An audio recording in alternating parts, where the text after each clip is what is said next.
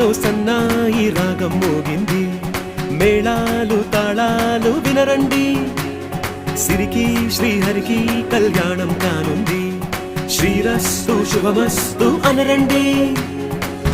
అచ్చు తెలుగింటో పెళ్లికి అర్థం చెప్పారంటూ, మెచ్చదగు ముచ్చట ఇది అని సాక్ష్యం చెబుతామంటూ, జనులంతా జై కొట్టేలా జరిపిస్తామండి.